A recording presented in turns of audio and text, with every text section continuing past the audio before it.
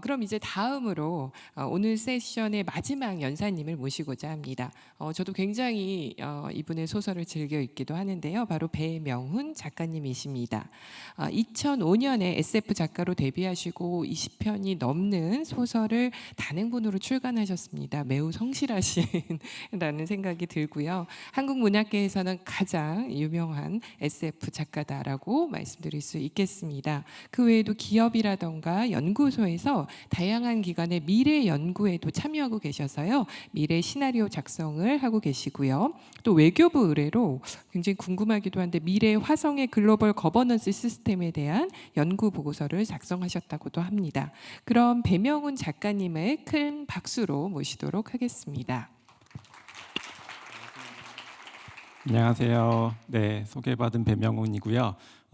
저는 SF 소설을 쓰고 있고 사실 소설가여서 그렇게 쓸모 있는 걸 생산하고 있지는 못하는데 소설만 열심히 쓰고 있습니다. 그래서 오늘 가지고 온 문제는 저는 어떤 제가 갖게 된 질문들에 대해서 주로 이야기를 하려고 해요. 어떤 결론에 대해서 말하기는 제가 아는 게 좀 적은 것 같고, 그래서 질문들에 대해서 좀 이야기를 하려고 합니다. 그래서 제목이 수요곡선의 수호자라는 제목이에요. 강의 제목이 그렇고, 이건 제가 쓴 소설의 제목이기도 한데 그 내용은 돈 쓰는 로봇에 관한 이야기예요. 마사로라는 이름의 돈 쓰는 로봇에 관한 이야기인데, 이 이야기를 왜 하게 됐냐면 제가 그 미래 예측과 관련된 일을 종종 하게 되거든요. SF 작가가 전혀 쓸모가 없는 건 아니고 가끔 현실에 참여하는 기회가 생기는데, 미래 예측 작업은 그렇게 많지는 않고 이미 다 연구가 된 걸 가지고 구체적인 모습이 어떻게 되는지, 그러니까 시나리오 작성 작업 이런 걸 하게 되고, 또 가끔은 어느 위원회에 가서 우리나라가 장기적으로 R&D에 투자해야 할 분야는 어디일까, 그런 걸 결정하는 모임에 가기도 하는데 발언권을 주진 않기 때문에 좀 발언권을 얻기가 힘들어서 가기도 하고 안 가기도 합니다. 근데 어느 해에 그 위원회에 가서 이야기를 쭉 하다 보니까 제일 중요한 주제 중에 하나가 AI였어요. 근데 제가 거기 올라오는 그 안건들을 쭉 보다 보니까 다들 너무 공급 쪽에 쏠려 있다는 생각이 들면서 걱정이 되기 시작하는 거죠. 공급 이야기만 이렇게 많이 하면 수요는 누가 챙기지? 하는 생각이 들었고, 그 이야기를 그 자리에서 용감하게 이야기를 했지만 사실 반영이 되지는 않았고, 이건 내가 소설로 써야겠다라고 생각을 했던 것 같아요. 그래서 수요곡선의 수호자라는 제목의 소설을 썼고, 그 왼쪽에 있는 엔솔러지에 처음 실렸고, 유명한 김초엽 작가님도 계시죠. 네, 그 친한 작가입니다. 아무튼 그 NC에서 픽션 플레이라는 제목으로 띠지에 있는 그 프로젝트로 발표가 됐었고, 오른쪽에 있는 건 올해 나온 저의 소설집의 맨 처음에도 그 똑같은 소설을 실었습니다. 여기에 나온 마사루라는 친구는 이렇게 말합니다. 나는 보이지 않는 손을 제자리에 갖다 놓는 로봇이야. 수요 곡선의 수호자지. 공급 곡선에는 참여하지 않아. 펑펑 쓰고 원 없이 써. 사람이 만든 거 뭐든 살 수 있어. 그러려고 만든 시험용 로봇이야. 성공한 시험용 로봇 멋지지? 이런 로봇이에요. 그러니까 이 로봇은 자기가 세상을 구하기 위해서 만들어진 로봇이라고 하고 거의 성공할 뻔했다고 이야기를 합니다. 그러면서 어떤 원리로 세상을 구하느냐?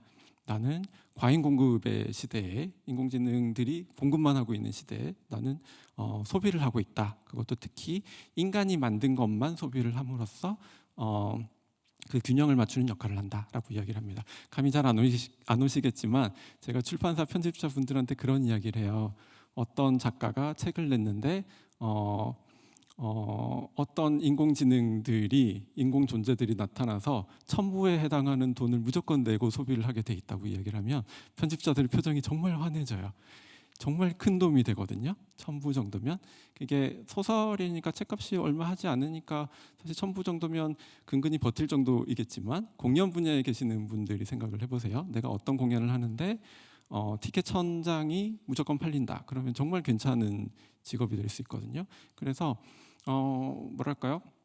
인공지능을 통해서 창작을 해서 대박을 내는 거하고 조금 다른 차원으로 인간 창작자한테는 수요가 생겨나는 거, 공급만 많이 생겨나는 게 아니라 조금 조금의 숫자라도 수요가 생겨나는 것만으로 해도 우리가 앞으로도 살아남을 수 있는 어떤 근거가 될 수 있다고 생각을 합니다. 창작자들은 굉장히 공감하는 이야기고, 이 원리가 뭐냐면 과잉 공급이 된 시대에 과잉 공급 쪽에서 잉여가 남으면 그 잉여 자금이 인간에게로 이렇게 배분이 되는 상상들을 많이 하시죠. 그래서 기본소득 이야기를 하시는 분도 있고 미래에는 도입을 해야 된다는 분도 있는데, 제 아이디어는 그냥 뿌리는 게 아니라 어떤 소비를 하는 로봇을 통해서 그 기금이 들어오면 그 로봇이 정말로 인간이 만든 것들을 감탄하는 과정을 거쳐서 창작물에 대해서 소비를 하게 된다는 거죠. 그냥 돈만을 주는 게 아니라 1000명의 독자가 생기는 거예요. 그건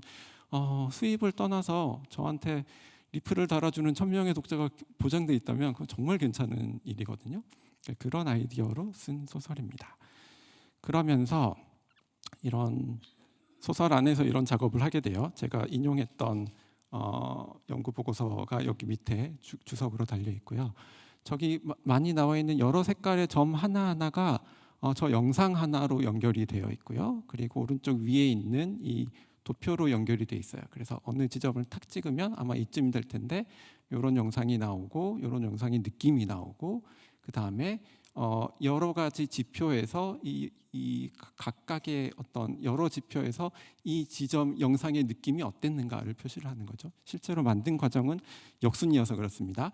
영상을 보여주고 인간 참여자한테 여기서 이 각각의 지표의 점수를 매기라고 하고 그걸 다 정리한 다음에 역순으로 배분을 해서 그렇습니다. 그래서 보통 공포라는 감정이 최초의 감정이라고 이야기를 해요. 그래서 감정은 여기서부터 시작을 해서 이쪽에, 그러니까 뭐 편안하고 뭐 행복하고 기쁘고 이런 즐거운 감정으로 오게 되는데, 여기서 결정적인 변화가 뭐냐면 요 밑에 에포트라고 하는 영역이 있어요. 그러니까 수고하고 노력하는 거죠. 공포라는 감정이 맨 처음에 생겨난 이유는 우리가 위협적인 상황을 마주했을 때 거기서부터 달아나기 위해서였기 때문이죠. 그래서 이 에포트라는 공포 감정 쪽은 에포트 수준이 굉장히 높은데 이런 즐겁고 행복하고 이쪽으로 가면 에포트 수준이 쭉 줄어들게 됩니다. 그래서 마사로는 먼저 공포부터 마스터를 한 다음에 이쪽 즐거운 감정들을 마스터하는 과정으로 이렇게 개발이 됐다고 소설 안에서 제가 그렇게 썼습니다. 여기서 제일 중요한 건 뭐냐면 이 과정을 통해서 얻고자 하는 건 감탄할 줄 아는 로봇이 되는 방법이었다는 거죠. 저한테도 아마 제일 절실할 것 같아요. 제 독자라면 정말 진심으로 감탄해주는 독자가 필요하지 않을까라고 생각합니다. 그래서 그런 생각을 하고 제가 이 자리에 초대를 받았다고 생각을 하는 와중에 이 자리에 초청을 받았을 때쯤에 어떤 신문 기사를 보게 됐는데 이런 명제를 보게 됐어요. 이건 뭐냐면 인공지능을 통한 창작에 대한 창작에서의 그 학습에 대해서 어떤 원칙을 세우는 명제라고 보면 될 것 같은데 정부 쪽에서 나온 이야기예요. 읽어보면 인공지능은 창작물을 학습할 때 향유하지 않으므로 저작권료를 낼 필요가 없다, 이런 이야기예요. 그러니까 저작권료를 일일이 지불하지 말아야 인공지능 산업이 발전하기 좋다라는 의도에서 나온 이야기는 분명히 알겠는데 읽어보니까 어딘가 이상한 거예요. 앞부분이 조금 이상하거든요. 제가 보기에는 그러니까 인공지능은 창작물을 학습할 때 향유하지 않는다라는 부분이에요. 제가 마사루는 반드시 감탄을 할 수 있는 능력까지를 갖춰야 했기 때문에 그런 감정을 배우는 과정을 거쳤다고 했는데 여기서는 조금 이상하죠. 그래서 이 문장을 조금 바꿔서 이해를 해보려고 합니다. 다시 해체해서 이렇게 다시 순서를 바꿔봤는데 이렇게 됩니다. 어느 창작자가 다른 사람의 창작물과 관련 있는 결과물을 내놓았지만 그 창작물을 향유한 적은 없다고 말을 한다. 이런 경우를 생각을 해보세요. 제가 저는 대학에서 그 소설 쓰기를 가르치고 있기도 하거든요. 그런데 어떤 창작자나 학생이 이런 식의 이야기를 했다면 뭐라고 생각을 하게 될까요? 여러분 마음속에 뭔가 답이 있겠지만 저는 표절이라고 생각할 겁니다. 이건 베꼈다고 분명히 생각을 할 텐데 결정적인 기준은 향유를 했느냐예요. 제가 학생들한테 이런 작품을 읽고 영향을 받아라라고 내줬을 때는 그 작품을 읽고 받아들인 다음에 내면의 뭔가를 거쳐서 무언가를 내놓아라. 이게 예술의 정의이기도 하거든요. 그 작업을 거친 것만 우리는 창작이라고 부르기 때문에 조금 이 부분에서 좀 이상한 생각이 든다라는 걸 좀 저는 그런 생각이 들게 됐고요.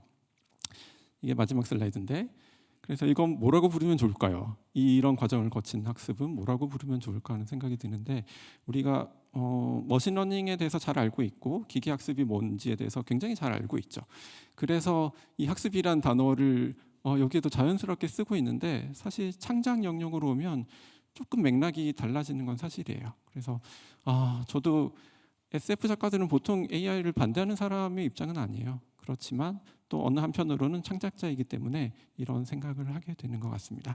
그래서 저의 결론은 이 부분이 아니라 우리가 인공지능을 이용한 창작이나 생산을 이야기할 때 너무 공급 측면만 이야기를 하고 있어서 이건 인류 문명 전체로 봤을 때 좀 균형이 안 맞는 걸 수도 있다라고 생각을 하고, 여기 계신 분들이 그 점에 대해서도 좀 고민을 해주셨으면 좋겠습니다. 감사합니다.